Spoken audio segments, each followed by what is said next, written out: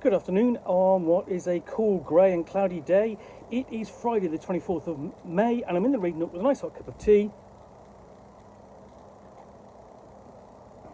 and a box to unbox, which I'm going to pull something interesting out. What have I got here? I have got a copy of Darkness of the Demimonde Victorian Pulp Horror Role-Playing. This is from Foraven God Games. It's small in the kind of fanzine style format. So we open up, it's signed, you can only just about see it signed. That's number 46 of 100. And you've got a map of Houndsditch and environs. So essentially this is going to be a London-based horror role-playing game. And you've got murder sites and other locations mentioned in the game marked on that map. So we've got open up, essentially we've got game structure describing how the game is played, the setting, what the role of the Grave Master, i.e. the GM, but not the Game Master, the Grave Master, takes in the game. You've got explanation of some of the themes, this being a horror game, so, danger, horror, investigation and supernatural, and a discussion of sort of like some of the adventures you can present. Basically player characters might be psychic investigators, seeking the unknown or trying to debunk frauds, occultists navigating the infight of a hermetic order of magicians, or policemen out to catch a faint murderous ripper. Now, I've said in the past that I'm not a huge fan of scenarios which kind of set themselves in and around the murders of Jack the Ripper, because it's kind of like, but I mean that's probably mostly in the context of Call of Cthulhu. There's nothing. I don't have a problem in general with inspiration, using the Ripper as inspiration. Well, it's actually using the Ripper himself I have more of a problem with. Anyway, so we get onto the game rules. Nice, clear and simple. You're just rolling two six-sided dice and rolling high. Essentially, plus any relevant archetype, affliction, occupation, knack, and item points to beat a difficulty score. So the rules themselves are kind of covered in these 2 pages, because it also deals with initiative and actions, helping, first aid, melee attacks, ranged attacks, when a player rolls a natural 12 on 2d6 when attacking, they score a splatter. Regardless of difficulty, the attack succeeds and does an extra d6 damage.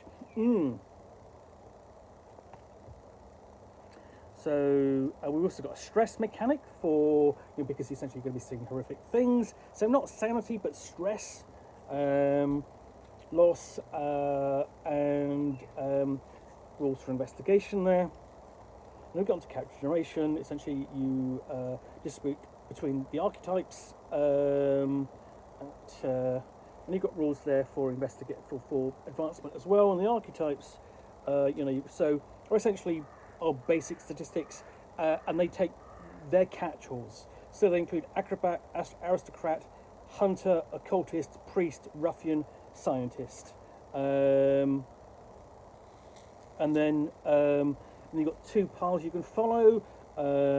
So you can be afflicted or enlightened, and you've got sort of like the various occupations, things like alienist, athlete, pugilist, soldier, spiritualist, tumbler, or urchin. And detective, as you can see with the gentleman with his trusty Webley firearm and deerstalker hat. Various afflictions that the player characters might suffer from, which includes, you can be a deep one hybrid, a created, so a bit like Frankenstein or Mr. Hyde, a magician, a psychic, and so on. So what you're kind of straying into the territory, pulp horror of the television series that completely has slipped my mind. But player characters can also have knacks and items, and they're going to give bonuses to their actions as well. I'm hoping for a bibliography which will actually tell me what I'm referring to. So, magic and psychic powers included as well. You know, you've got some examples of some spells, and again, they're very lightly done. So an easy spell might be light candles in a room. Moderate, cause a minor curse. Deepen the shadows around you. Hard, alter the weather in a minor way. Extreme, major curse, and so on. And you've got a similar list of power examples. We've got Monster Codex from Bear and Black Dog and Constable and Cultist, all the way. We've got Hag and Insect Swarm, Frankenstein's Monster, because don't see Dracula there though. Panther, Ravenous Corpse, Redcap. You've got Vampire Aristocrat, Vampire Feral, Vampire Lord. So you've got multiple types of vampires, throw in a werewolf, so on. You've got plenty of monsters and threats to investigate. Followed by an example of play. So nice and simple, but you know, you can pick this up. I think you're going to really work out very quickly how to run it and play it. But an example of play, I always do say, you know, this is the show, not tell. You've already told the player and the Grave Master in this case how to play the game. Here's how we do it. Here's what we're going to show you. And then we have Phantasmagoria. Basically, this is a scenario by Scott Malthouse, who wrote a romance of the Middle Kingdoms for Osprey. I've done a lot of little tiny little games, and you've got Horror in Houndditch, by Joseph Salvador, the author of the game, and so on. So this includes so I'll just go back a bit. So you've got explanation of what's going on, how to involve your player characters, and advice on running the scenario as well. And then events and clues, and then how to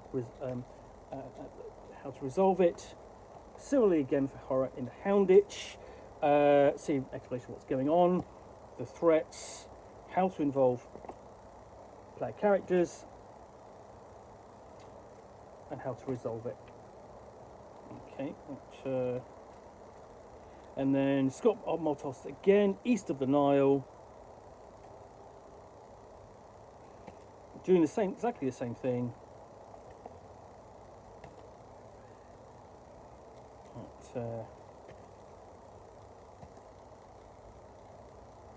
Inspiration, and yes, what I was thinking of was actually they do have a bibliography at the back. So I'm saved. What I was actually thinking of is Penny Dreadful.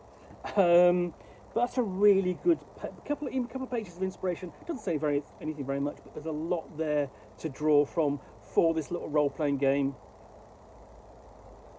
And then we've got Map of British Museum and Victorian Batman. That's for the second scenario. And really, this is kind of an introductory kind of little role-playing game to Victorian horror. You're going to be mostly familiar with that, I think, anyway, from watching your Sherlock Holmes TV series and films. Kind of a feel for it. Even watching Penny Dreadful, of course, and be able to run that without any real difficulty, I would imagine. So yeah, neat little Victorian pulp horror role-playing game. Easy to pick up, easy to play. You've got 3 scenarios in there. I mean, these are really quite lengthy little scenarios in there, so you can get plenty of sessions of play out of this before you even start creating your own content. Anyway, so that's Darkness of the Demimonde, Victorian pulp horror role-playing, published by Raven God Games. I do hope you enjoyed this unboxing in the Nook. If you did, then please do click on the like button down below. And of course, if you've got any comments or feedback, I do appreciate you taking the time to post those. And lastly, if you want to be alerted to get more unboxings in the Nook, where you'll see me out here with a box containing a book or game, in this case a little mini role-playing game of Victorian pulp horror, which I will unbox and chat about to the best extent of my knowledge for roughly 10 minutes or so, all of course accompanied by a nice hot cup of tea. Then please do hit the subscribe button down below. Thanks again for watching, and we'll be back again soon with another unboxing in the Nook. Bye for now.